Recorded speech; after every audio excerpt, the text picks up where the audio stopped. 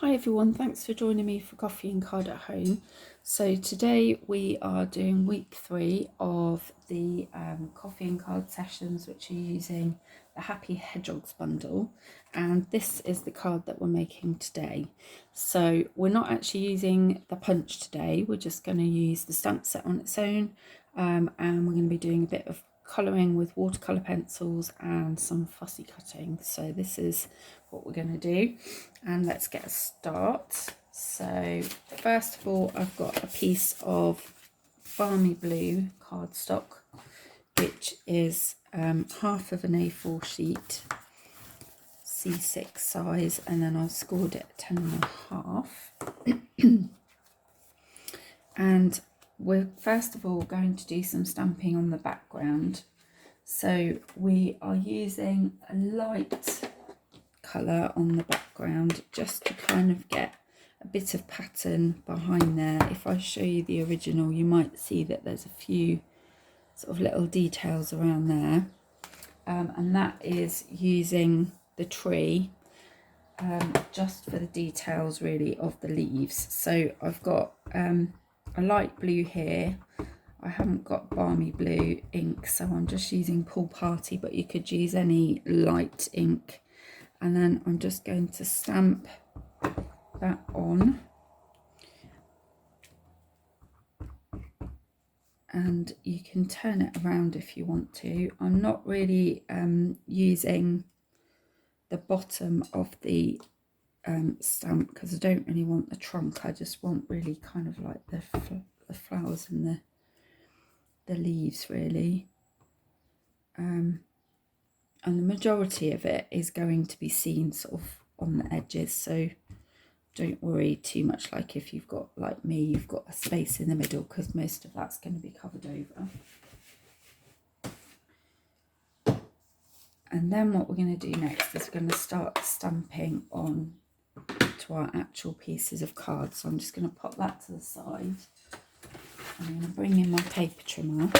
So I've cut the rectangle of white for you at the right size, and it's 9.5 centimeters that way, which is the width of the card. But what we're going to do is we're going to split this up into 4 sections. So we're going to cut it into 3 sections that are 4 centimeters each.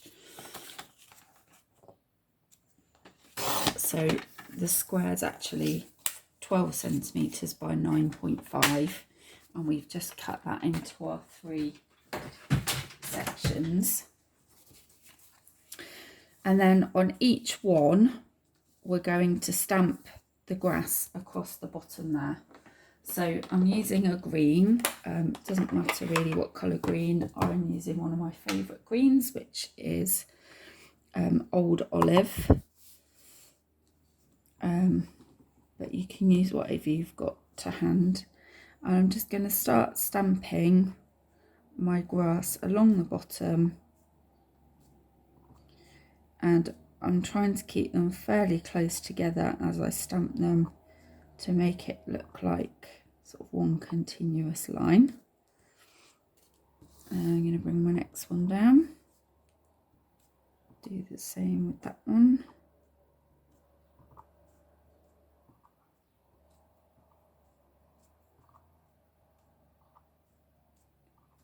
So you can see I'm being quite quick, I'm not being too accurate, I'm just keeping it nice and relaxed. If they overlap a bit, that doesn't matter, because it just adds to the look of it being more natural probably. There we go.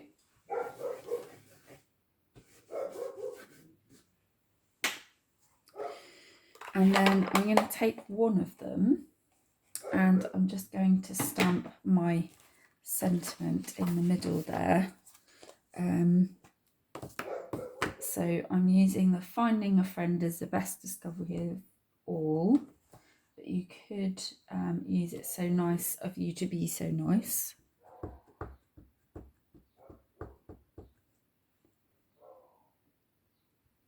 I'm just going to pop that in the centre there, and then that will be the one that has the butterflies around it.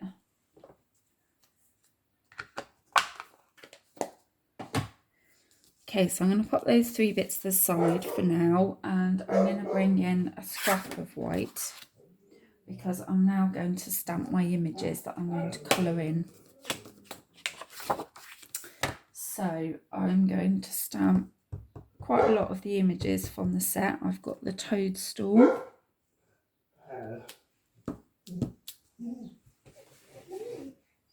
and I'm going to do 2 butterflies.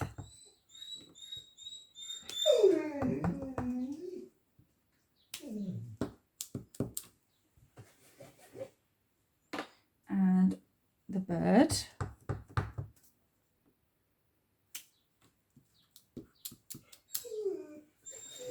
And then I'm going to do 2 of the smaller hedgehogs, which is why we're not going to be using the punch on these, because they're just a little bit smaller and they won't cut out with the punch.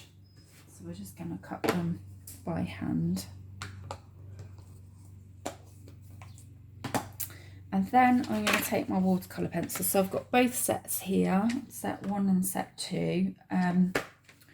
Really up to you, kind of what you want to use. So I'm just going to start with my toadstool. I'm going to do it as a red and white one, which obviously we often see in fairy tales, that kind of thing. Amazingly, I have actually seen one of these in the wild, which I was amazed because I never have seen one before, and kind of always thought they were a bit made up, but actually I did see one a few years ago when we were on holiday in Wales, and it's quite amazing. Right, and then obviously that part is going to stay white. There is a white pencil if you want to use it, but I'm not too worried about that. I'm just going to put a bit of old olive on the grass there, and we're going to go over with the blender pen in a minute, so don't worry too much if you don't think that your colouring is perfect. I have to say mine is a bit rushed because obviously I'm doing it on screen, but the great thing about the blender pen is that it hides a multitude of sins. Whoops.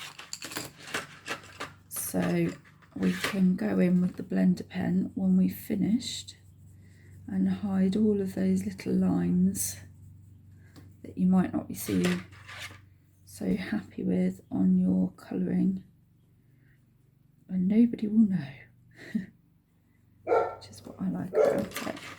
So I'm just using a couple of different shades for my butterflies. Now my bird, I've decided to go for yellow and blue. Not necessarily completely the right colour for birds, but I think sometimes with things like this, if it is kind of almost fairy tale, it doesn't really matter too much, does it? So almost blue tip looking, I guess. And then I'm just going to give the bird a little pink flower. A little bit of colour on the stem and leaf, and a little yellow centre on the flower. Then my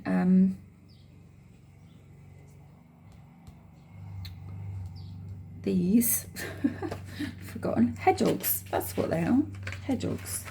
I'm going to go to set 2 because I want to be able to use a different colour on their body that I don't have in set 1. And if you wanted to, you could even mix the colours, and then the nice thing about that is that when you use that blender pen, it will blend the colours together really nicely and you'll have a new colour. So I'm just going to put Cajun Craze on both of them, but then I'm just going to go over one with, if I can find it, crushed curry, and you'll see it gives it a little bit of a different colour anyway. because I think the crushed colour on its own would just be a bit too yellow really. And then I'm going to go back to the first set, which I'm using Early Espresso just for the spikes.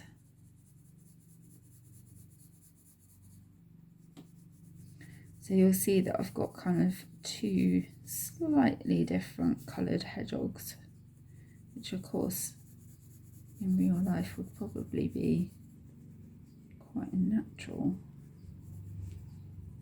thing.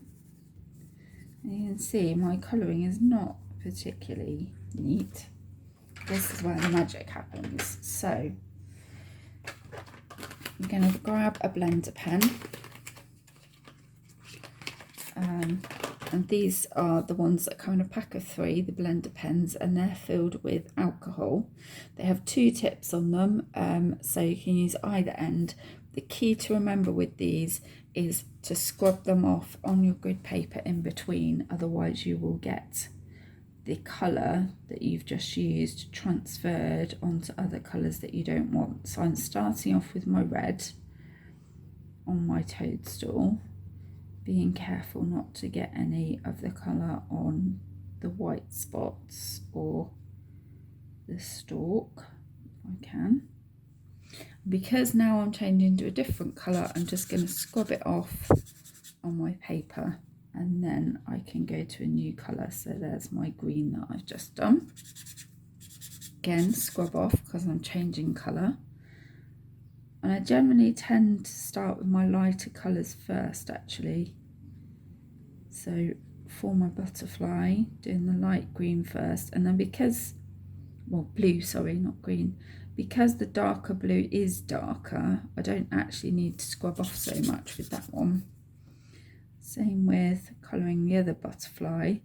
This is kind of like Calypso Coral in the middle, but then I've got orange pumpkin pie on the outside, so I don't really need to scrub off between those ones. But it's really important that you do that, especially if you've got sort of like a pale colour, like I'm coming up with a yellow now. So because I've just used the blue, I really want to make sure that I clean it off in between, otherwise I'll end up with a really horrible kind of muddy colour there. Just do my petals on my flower.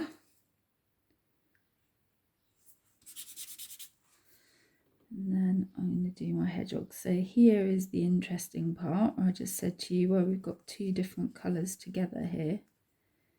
And you can see, not only is it getting rid of my lines from my colouring, but it's also blending those colours together really nicely.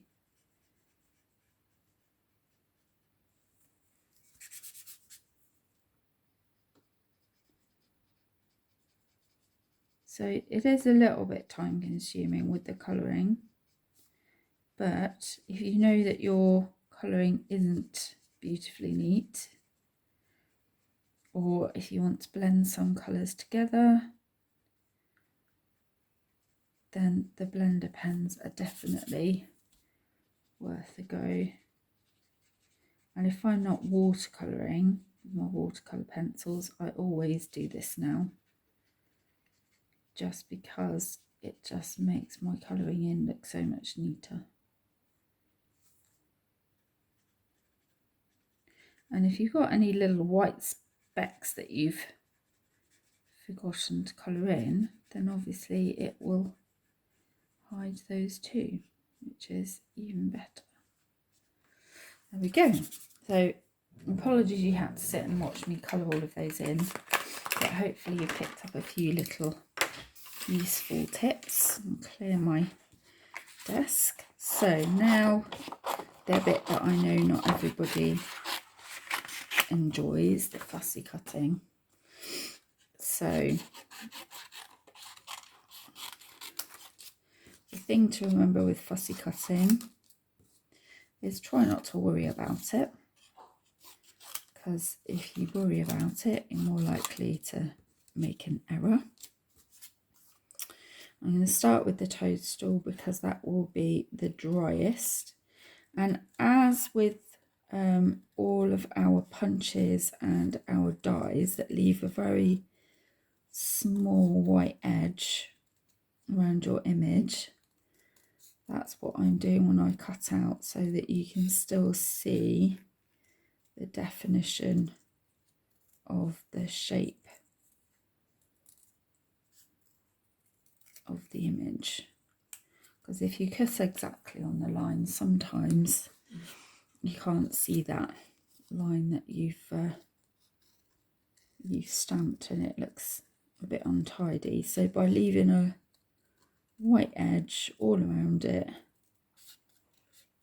it just does help to make it look a bit neater.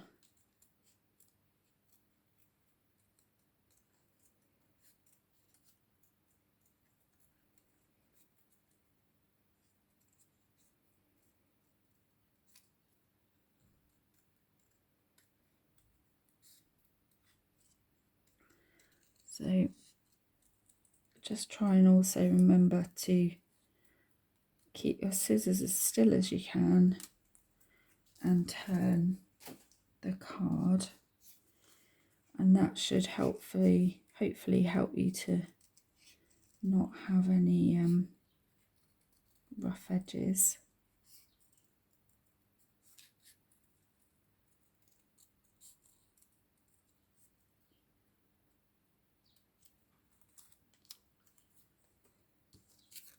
So on to the second butterfly.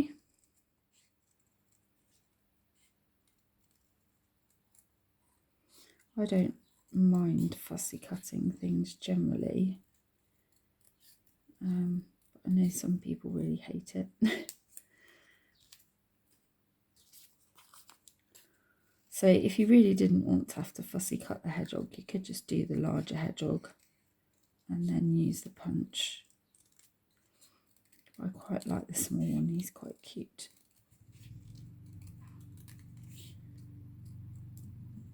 Or you could even do one that you fussy cut, a smaller one, and then do a bigger one which you could punch out. So the choice is yours.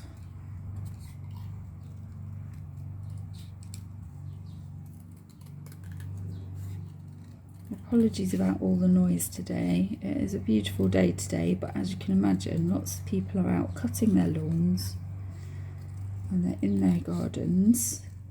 And I have our doors open at the back, which is near my craft area, but of course the dog's going mad, so because everybody's out and about.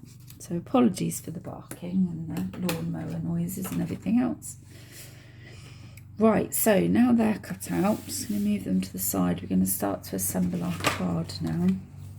I'm bringing back my card base, just double checking it's opening the correct way round.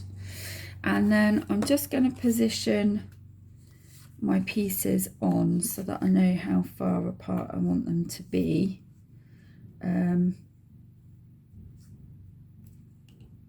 There's nothing worse than obviously sticking one down and then thinking, oh no, I've got too much space there around that one, not enough around the other. So just laying them on first should help. And obviously if you need to get things straight, just use your grid lines at the side.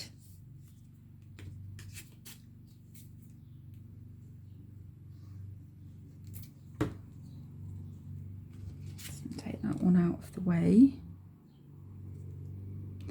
and like I say, you can see all those bits through your around the edges of your card now, so you don't have to do that, but I just think it looks quite nice to have that on. And then this one we're just going to try and make sure it's centered between the other two. That should be okay. Now on my first example I just stuck everything down, but I think I'm going to put some things on with dimensionals this time.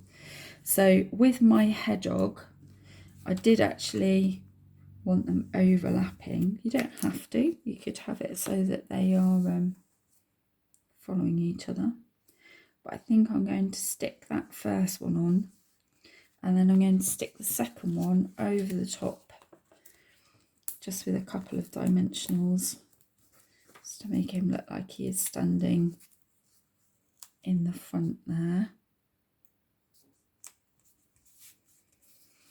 And then I'm also going to stick some of my other things on, I think, this time with dimensionals. So I'm using a bit of a mixture of small and large.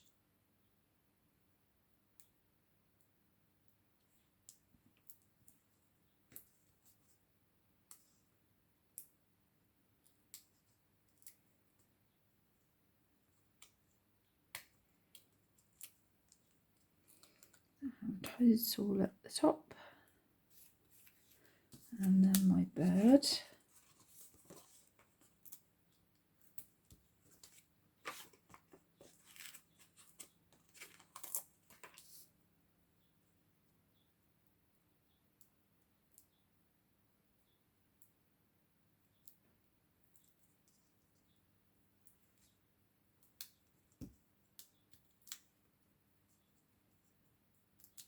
This is the fiddly bit that I always hate at the end, trying to get everything off.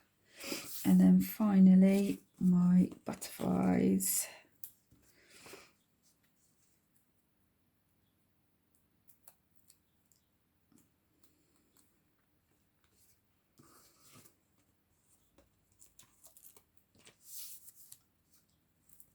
I'm just going to have this last one sort of slightly overlapping. And there we go. So if I bring back the other one, you can see they look a little different. With this one is completely flat, and this one has got a few bits raised up on there. So it's entirely your choice, up to you what you'd like to have a go at. So quick recap. We have used a Balmy Blue card base stamped with tone on tone ink if you can, or another light blue ink on the backing. Then we had a 12 by 9.5 centimetre rectangle of basic white, which we cut into strips that measure 4 centimetres each. We stamped our images with Memento black and coloured them in with watercolours and then a blender pen.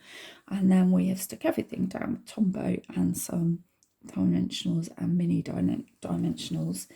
And of course the set that we've been using this month is the Happy Hedgehogs stamp set and the Hedgehog Builder Punch that goes with it, although we've not used that today. So if you'd like any information about any of that, please do get in touch. And if you'd like to place an order for any of the things you see me use today, then drop me a message and I can help you with ordering that. Have a great week, and I'll see you for our final card next week using this set on Monday next week. Have a great week. Take care. Bye.